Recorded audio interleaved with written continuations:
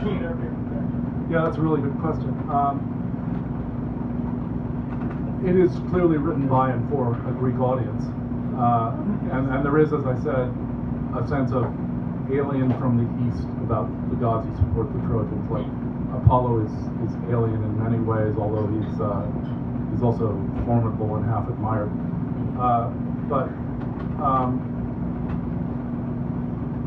I think the bottom line for the text in that way, and the thing that brought it back to orthodoxy in that world, is that we win. We win, and we were always going to win. And once we win, we can be very sad about the people we destroyed. And I don't want to multiply offensive modern examples, but this trend continues. Once you have safely extinguished a people who were once dangerous to you, you can weep all the tears you like about them. I could, but I'd rather not multiply examples from many contemporary cultures. And the Trojans were gone, you know, and that allowed some play in the story. Why is Agamemnon a bad king if he's the leader of the Greeks?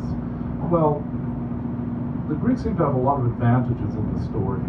They've called up the one thing that Agamemnon, much like, say, George McClellan, might have been good at, was mobilizing a large army and making it cohere, at least for a while, so that they have Troy penned in.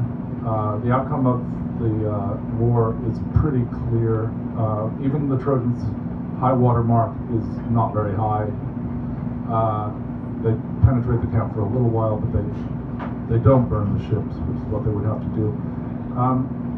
So there's a sense that you get in a lot of texts, like our enemies are noble to the extent that we can be absolutely sure they're no longer a danger, and that they were heavily outnumbered, which makes them even more an object of pathos. And under that, but not spoken, is and much less scary to us. There's no sense that the Trojans are going to take any of the Greek heartland. The most they can hope to do is hang on a little longer. So there's room to make Hector the one, as many commentators claim, the one human character in the Iliad, the one who's conscious of what's going to happen to him, like a lab rat who can look up and see what's happening. Because it was safe, in the long term. And because it's safe, you can afford to include a lot of lessons that might not seem like a happy ending to us, because it's a didactic text. It teaches what a bad king is and what a good king should be. It teaches the obvious lesson that no matter how brave you are, you fight for the cause, you don't fight for your own glory. And above all, it teaches the lesson that lust is evil. Because in a society with kings, lust, when it reaches high enough to take the women of another powerful person, is very, very dangerous. This leads to one of the other real interesting things about the Iliad. Mortal women have very little power in the Iliad. Virtually none.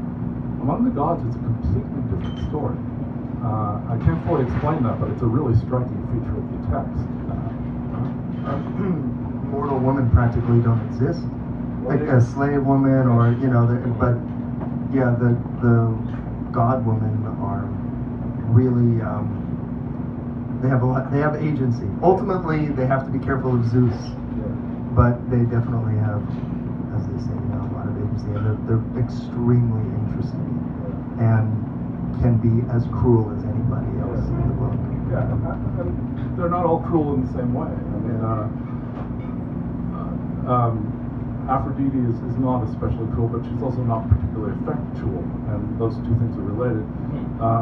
Athena does what she has to do, but always in a good cause as she sees it. And I suppose, to continue trying to answer your question, the real way you know this is a pro-Greek text is because Athena is very strongly pro-Greek, and maybe as close as you get to a positive character among the gods.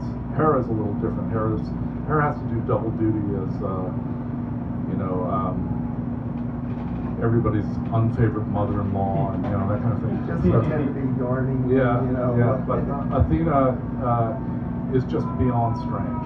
From the manner of her birth to her effective gender, everything about Athena is strange, and she's pro-Greek to the core. She even has a really interesting conversation with Odysseus when he's trying to reorganize the people the soldiers whom Agamemnon has scattered with his idiot brainwave. And she just stops him and says, hold on. And she says something to the effect of, we both have our troubles. You have to deal with stupid people, I have to deal with stupid gods. Yeah. I have a question about being a Warner. And I think that a big motivator is the fascination, the details of these conflicts. I think it's a bit easier to accept that when the conflict is removed, perhaps in reality or in time. And my question is, when you're looking at more contemporary conflicts that are closer to you, to what extent is it fascination? To what extent is it bearing witness? Sort of, how do you manage perspectives onto modern conflicts? And is there an ethical dimension to? Before I pass it to you, one thing I think that we've found very useful is, well, certainly with America, which is of course it's kind of the Zeus, the big dumb mean, power in this world, is to look at America today as if it's a foreign country from a different culture, and it's really helped us. Yeah. I think. Look at it. Yeah. Well, that's a very fundamental question, and it's as I said, nobody. I certainly didn't know that the Warner character, and it was a character when I began it, would be successful. I generally expect things won't be successful, and I just thought it was a one-off, a sort of shaking one's fist against the world, as most of the things I did back then were. And so that ethical responsibility didn't seem quite as real, especially because I knew that we were going to invade Iraq. I knew it was going to go badly. I knew a lot of people would die in horrible ways. But what I wanted to do, as it became an ethical project when it acquired enough readers to matter, was something that wasn't being tried. To say, as someone who knew how insurgencies work, this is going to go bad. Not to say that in the dominant language in which it was being said in America, which seemed to almost produce a class divide, like, we are the peace people and we're better than you chanting, roaring, sports bar idiots. I wanted to say this in language that would translate to the sports bar idiots as they were seen to be. And that's why Brecher was an underemployed data entry clerk from Fresno, and managed to say in a way that was intelligible to a lot of people who wouldn't have learned otherwise, this is going to be the biggest fiasco in American history. And it was. And I'm proud to say that some of them heard that. And some of them changed as I changed, because I started where they are now. I started as an American nationalist, and I think until Iran-Contra, I tried really hard to be one. But at the same time Iran-Contra came out, I moved from Berkeley to Las Vegas, and I could not see how selling weapons to Iran to bring coke into America was patriotic or nationalist in any way. And it fried my brain, and I started to very reluctantly lose that American nationalism. And the character of Gary Brecher, I picked the name from some news in my 7th grade homework. Anyway, it was like, Brecher was an attempt to translate that into a dialect that I had almost to forget when I tried to become an academic and learn poet voice and all that nonsense. Translated back into sort of the Soundbug language of, Hicksville, California. And the ethical dimension was reaching people who were not part of the urban peace march when I did that. As time went on and we expanded Warner to the ridiculous and presumptuous purview of every war that ever happened, and the politics enveloping every war that ever happened, plus anything else. Yeah, plus the Iliad and anything else we ever find interesting. As that expanded, at the same time, the difference between that firewall character Brecher and the much less popular JD guy began to erode, and I began to feel more of the responsibilities involving other conflicts. And now my problem is doing my job, which is to tell the truth about what's going to happen and what is happening, without becoming a home team sports writer. And Rojava was my home team. And when Afrin fell, I found, for no conscious reason, that I couldn't write much of anything for about a month. And so I suppose it's been getting to me more than it was originally supposed to. There was an ethical dimension, but there was also a literary dimension. Mark and I have said many times, if only we called ourselves novelists, we could say anything we wanted. These novels, if you know how the business works, I know these novelists. I know when somebody is speaking for the goddamn author, but it's still like, no, that's a character. When you write it, it's okay, fine. Just because I call these things articles or essays or something, it's not quite that simple on either side of the line. But the ethical dimension is there. It grew stronger, I think, as Warner became a bigger thing, because, as I said, I didn't expect anybody to listen to anything I said. You start out as a poet, you know, it's like, you don't expect anybody here. You expect people to run from rooms at the sound of a line break. Yeah, I think you try to be. Well, I think if you do have a sort of, if your heart's on one side, let's say in a war, or your spleen or whatever's on one side, I think you try to kind of put it up front.